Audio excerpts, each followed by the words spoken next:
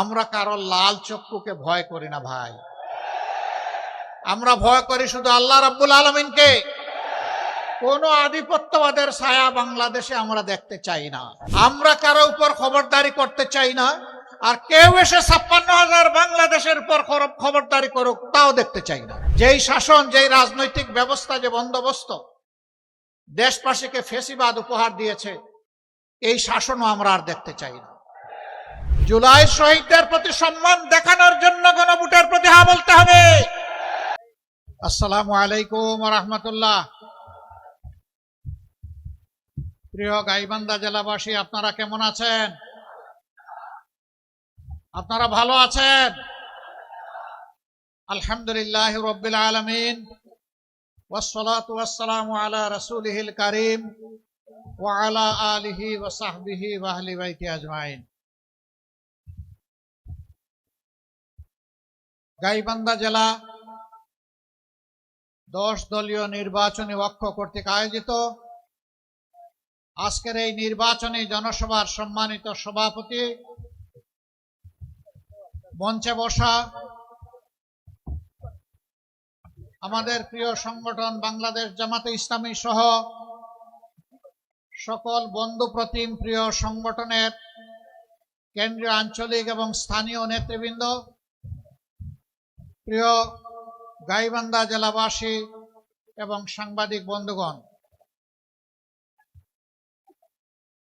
আজ আমি আপনাদের সামনে সত্যিকার অর্থে কোনো বক্তৃতার ফুলঝড়ি ছড়াতে আসেনি। আমি এসেছি আপনাদের একজন হয়ে বাংলাদেশের অতি গুরুত্বপূর্ণ উত্তরাঞ্চলের একটি গুরুত্বপূর্ণ জেলা এই গাইবান্ধার মানুষের সুখ এবং দুঃখের সাক্ষী হতে। আমি এসেছি 15.5 বছর গোটা দেশ এবং জাতি ফ্যাসিবাদের কবলে পড়ে যে নির্যাতিত হয়েছে, সেই নির্যাতিত মানুষের কণ্ঠ হয়ে।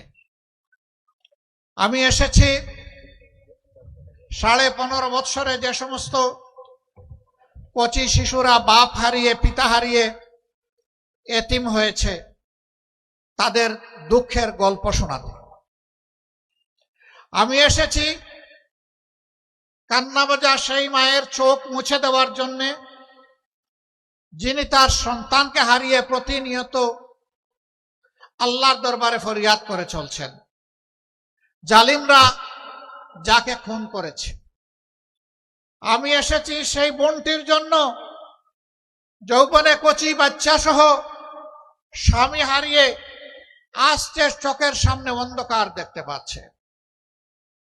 আমি তাকে আমার পক্ষ থেকে সংহতি, 10 দলের পক্ষ থেকে সংহতি, সম্মান, শ্রদ্ধা এবং সান্ত্বনা যোগাতে এসেছি। আমি এসেছি সেই সমস্ত মজলুম মানুষের জন্য।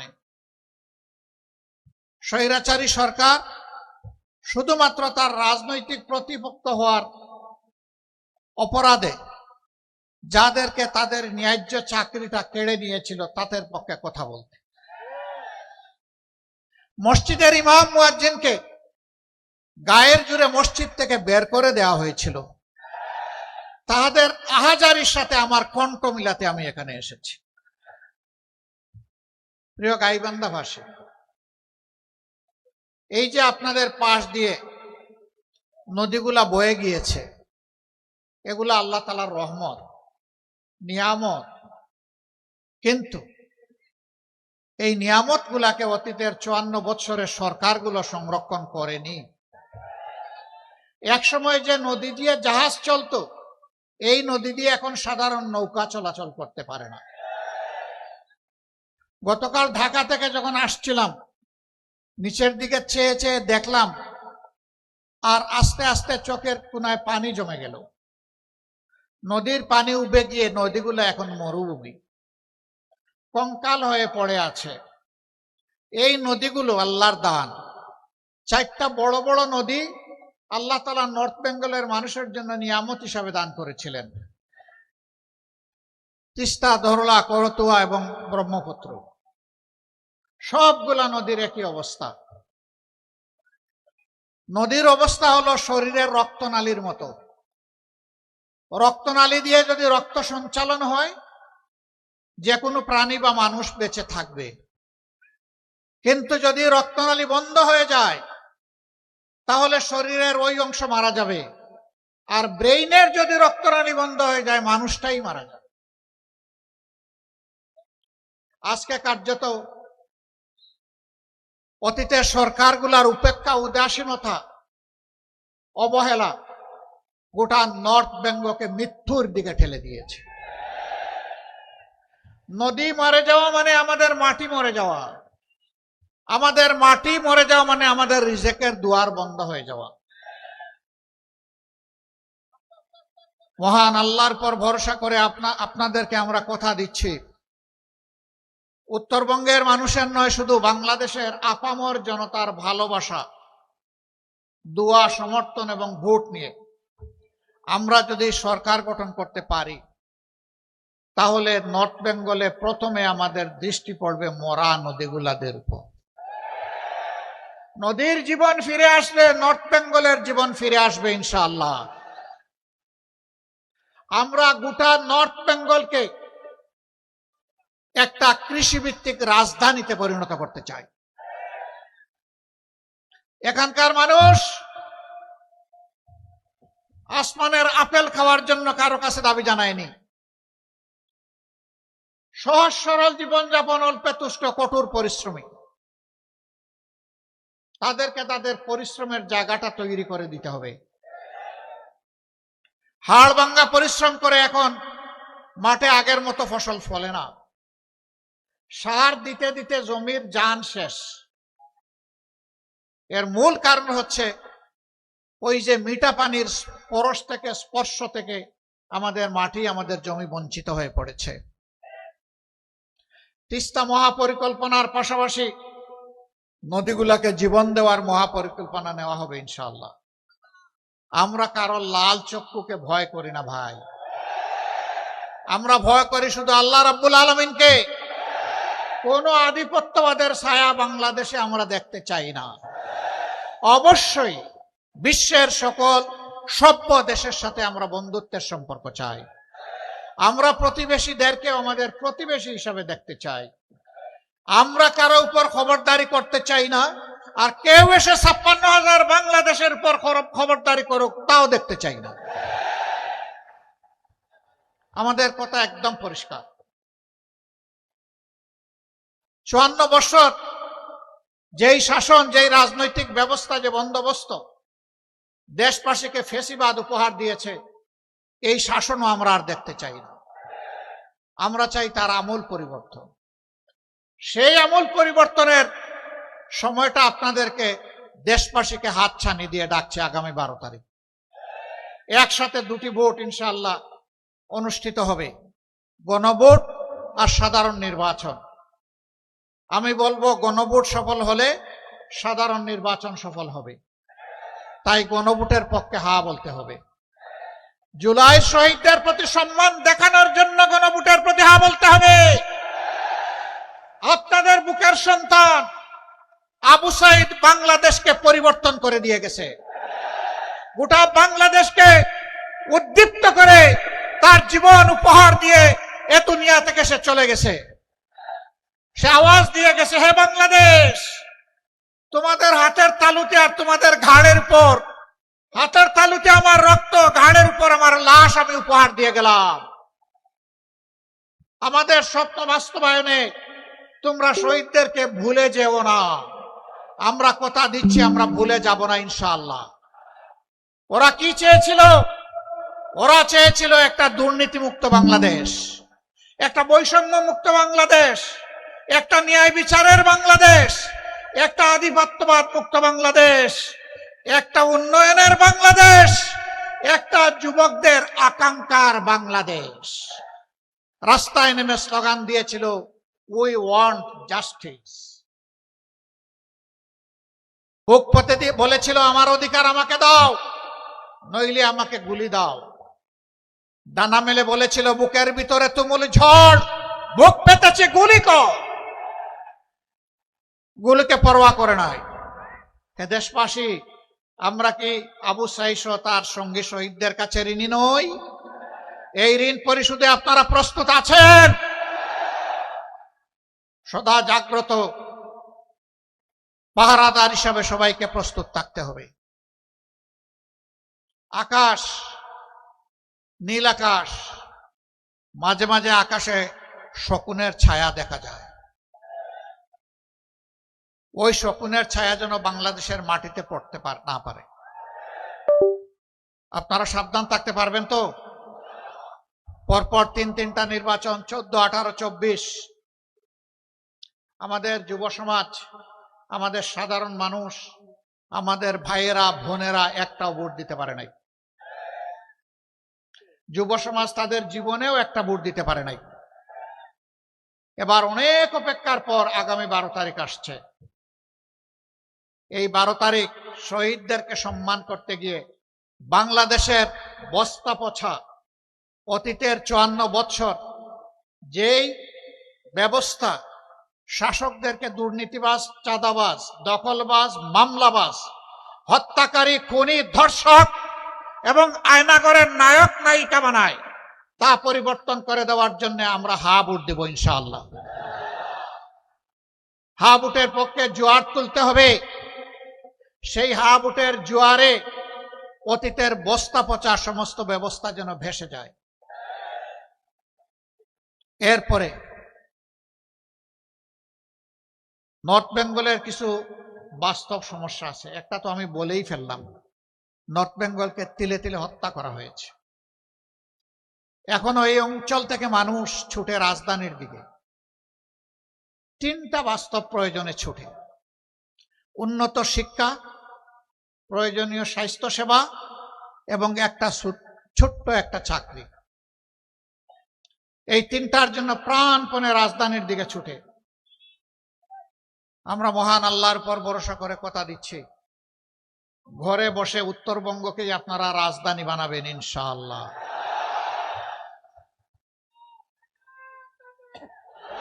আমরা যুবকদের হাতে আমরা বেকার ভাতা দেব না।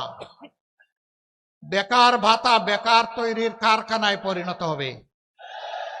আমাদের যুবকরা বেকার ভাতা চায় না। আমাদের যুবক যারা আছে তারা তাদের হাতে তাদের ন্যায্য কাজটা চায়। আমরা ইনশাআল্লাহ প্রত্যেকটা যুবক যুবতীর হাতকে আমরা বাংলাদেশের দেশ গড়ার কারিগরের হাতে পরিণত করি।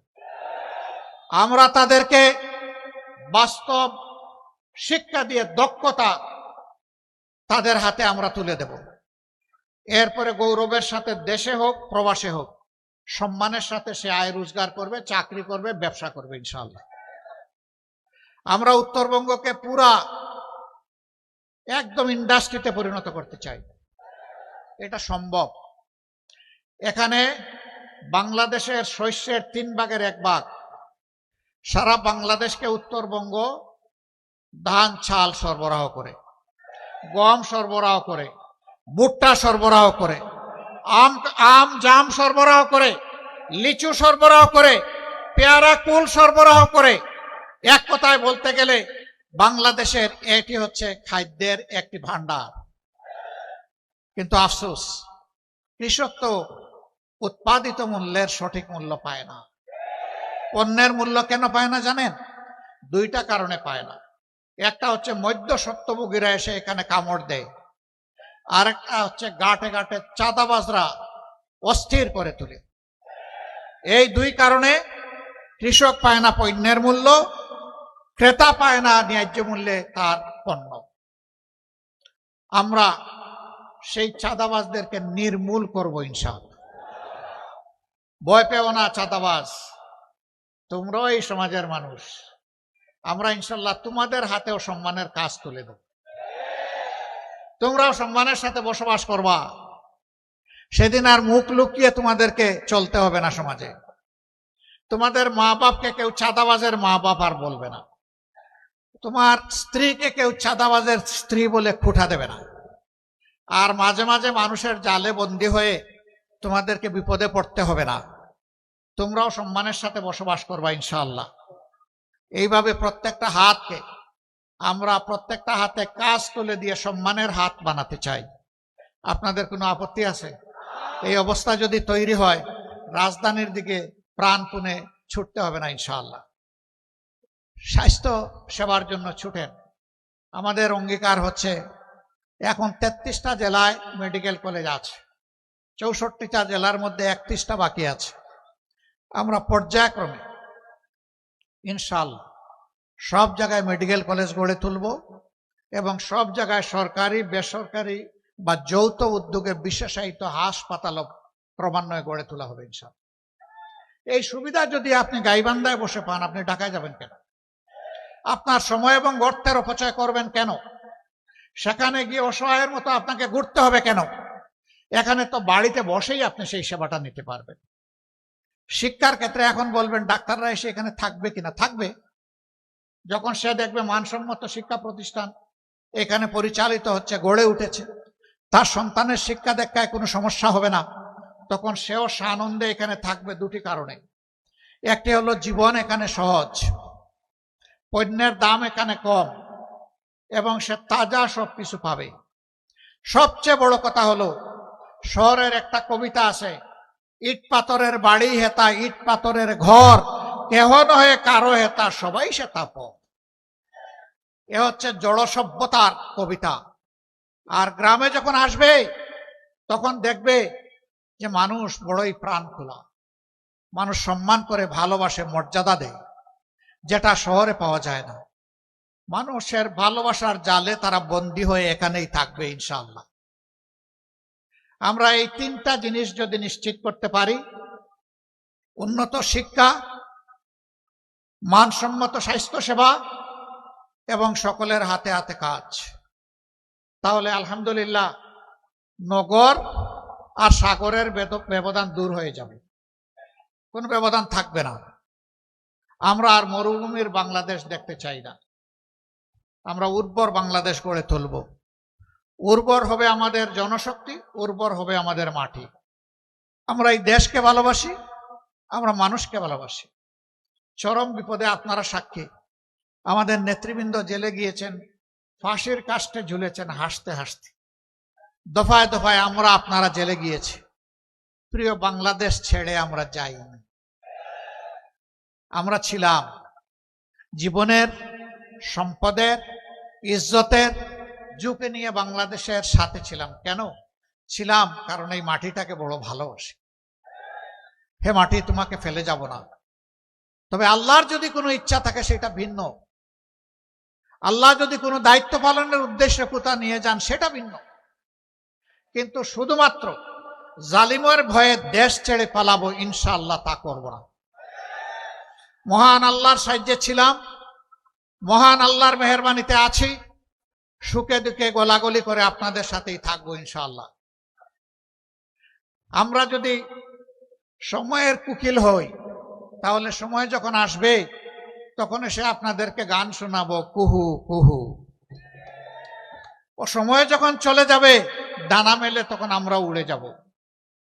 আর যদি আমরা আপনাদের একজন হই, কোথায় যাব? আপনজন ফেলে যাব না, ইনশাআল্লাহ এখানেই থাক। জীবনে মরণে, সুখে দুঃখে মহান আল্লাহর উপর ভরসা করে আমরা একসাথে পথ চলবো ইনশাআল্লাহ। আমরা শিশুদের জন্য তাদের মেধা বিকাশের একটি বাংলাদেশ গড়তে চাই। তরুণ তরুণী, যুবক যুবতীদের জন্য আগামীর স্বপ্ন বাস্তবায়নের হাত হিসাবে তাদেরকে গড়ে তুলতে চাই।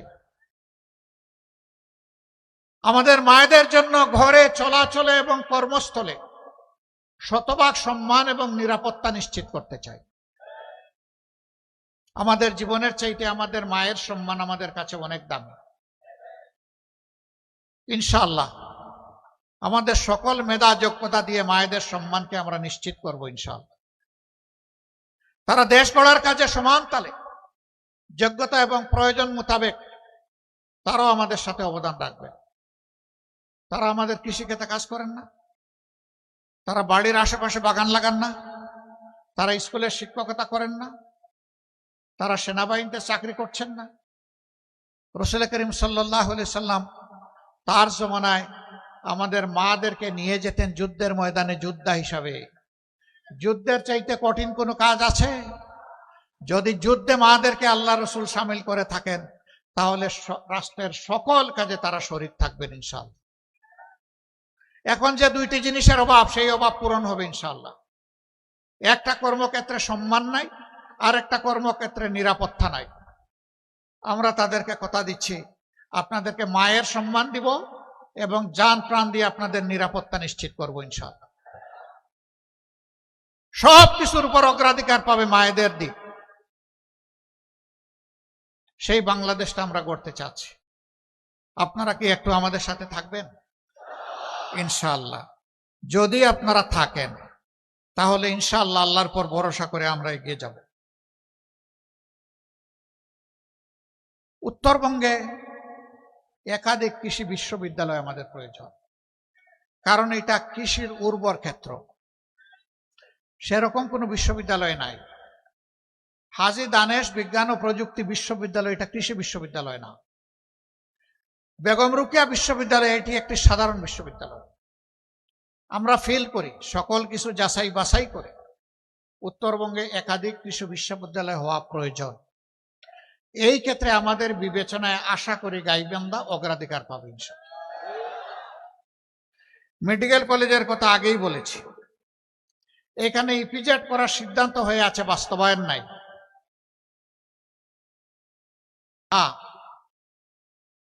ইপিজেড এখানে হওয়া উচিত কর্মসংস্থানের জন্য এবং আমাদের উৎপাদিত যে সমস্ত পণ্য আছে সেইগুলাকে প্রসেসিং করা, বাজারজাত করা, বিশ্ব বাজার ধরার জন্য, বাংলার বাজার ধরার জন্য প্রয়োজন আছে। আমরা অবশ্যই এটার দিকে মনোযোগ দিব ইনশাআল্লাহ। আপনারা দোয়া করবেন। তারপরে বালাসী বাহাদুরপুর নাকি না বাহাদুরাবাদ, একটা সেতু দুই দিককে বিচ্ছিন্ন করে রেখেছে। আমরা চেষ্টা করব দুইটাকে জোড়া দিয়ে দিতে, আপনারা দোয়া করবেন ইনশাআল্লাহ। এটা বড় কাজ না, বড় মনের প্রয়োজন, বড় ভীষণের দরকার। আমাদের চুরির টাকাগুলো যদি আমরা ফেরত পাই আর নূতন চোরদের হাত যদি আমরা অবশ করে দিতে পারি, বাংলাদেশের উন্নয়ন লাফিয়ে লাফিয়ে হবে ইনশাআল্লাহ, লাফিয়ে লাফিয়ে হবে। আপনারা দোয়া করবেন। তারপরে ফুলচুড়ি সাগাটা নদী শাসন না, শুধু ফুলকড়ি সাগাটা না, সকল নদীগুলোকে শাসন করব না। মানুষ বলে নদী শাসন, শাসন করলে তো ওরা ভয় পাবে, নদীগুলো কান্নাকাটি করবে, দুঃখ পাবে না। নদীকে আপন করে তুলে নিব, আমাদের সন্তান বানাবো প্রত্যেকটা নদীকে ইনশাআল্লাহ। নদীগুলাকে, সন্তানকে যেভাবে মানুষ লালন পালন করে, আমরা নদীগুলাকে কুলে নিয়ে সেইভাবে লালন পালন করব ইনশাআল্লাহ। নদীমাতৃক বাংলাদেশ। আমরা এক সময় নদীর কূলে আমরা গিয়ে বসে যাব, মা এখন আমাদের নৌকাটা নিয়ে তুমি চলো, আমাদের জাহাজ নিয়ে চলো, আমাদের লঞ্চ নিয়ে চলো, যা বন্ধ হয়ে আছে। আপনারা দোয়া করবেন। চলার পথে অনেক বাধা আছে, ষড়যন্ত্র আছে। সেই বাধা ষড়যন্ত্র আল্লাহ তাআলা যেন অতিক্রম করতে আমাদেরকে সাহায্য করেন। আমি পরিশেষে ন্যায় এবং ইনসাফের প্রতীক দাঁড়িপাল্লায় 10 দলের পক্ষ থেকে 5টি আসনে এখানে 5 জনকে মনোনয়ন দেওয়া হয়েছে। সবাইকে আপনারা চিনেন। তারপরে আমার নৈতিক দায়িত্ব আপনাদের কাছে আমাদের ভাইদেরকে আমানত হিসেবে উপহার দিয়ে যাওয়া। আপনারা এই আমানত কবুল করবেন, সাথে থাকবেন, পাশে থাকবেন, লড়ে যাবেন, আল্লাহর পর ভরসা করে বিজয় ছিনিয়ে আনবেন।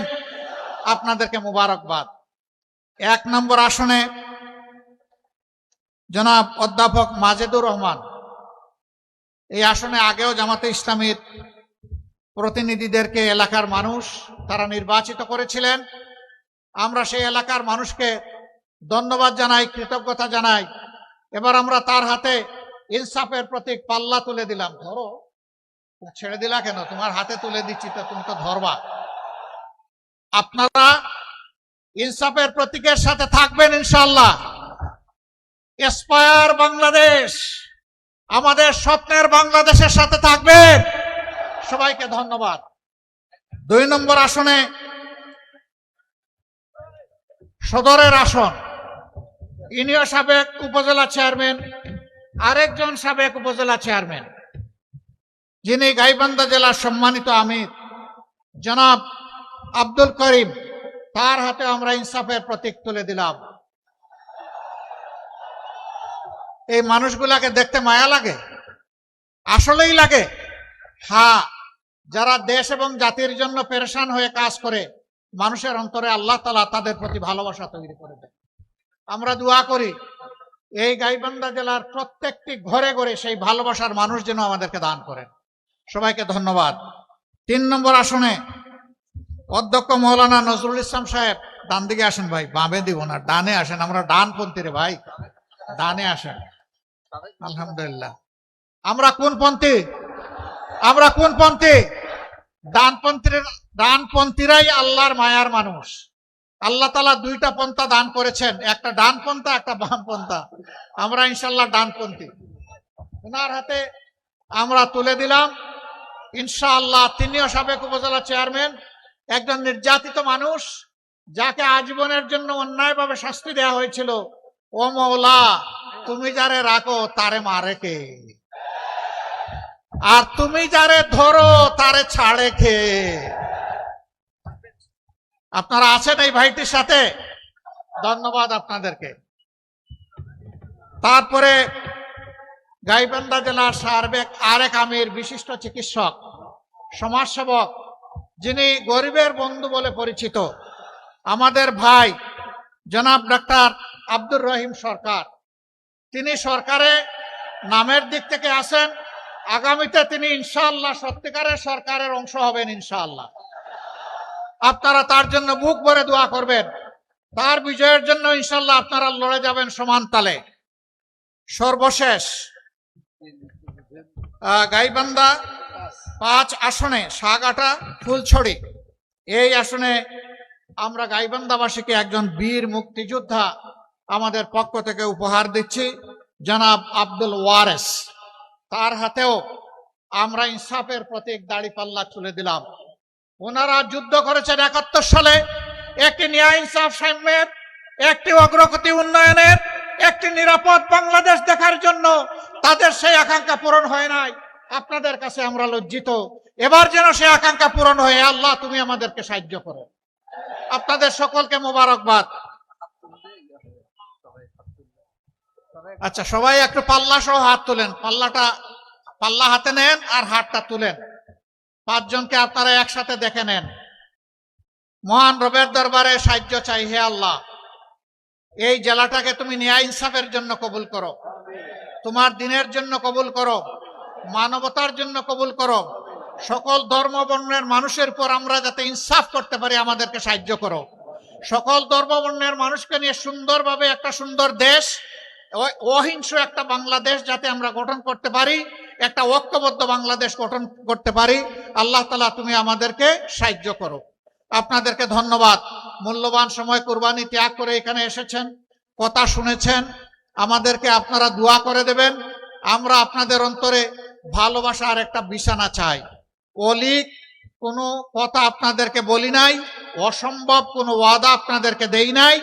যা বলেছি ইনশাআল্লাহ আল্লাহ তৌফিক দিলে তার উপরই ভরসা করে তা বাস্তবায়ন হবে ইনশাআল্লাহ। এবং সেই বাস্তবায়ন করা অর্থাৎ ওয়াদার ওয়াজিব পূরণ করা হবে আমাদের দায়িত্ব। আমাদের জন্য দোয়া করবেন। আল্লাহ হাফেজ। বাংলাদেশ জিন্দাবাদ। 10 দলীয় নির্বাচনী ঐক্য জিন্দাবাদ। বাংলাদেশ জামাতে ইসলামী জিন্দাবাদ। দাড়িপাল্লার বিজয় হোক। আসসালামু আলাইকুম ওয়া রাহমাতুল্লাহি ওয়া বারাকাতুহু।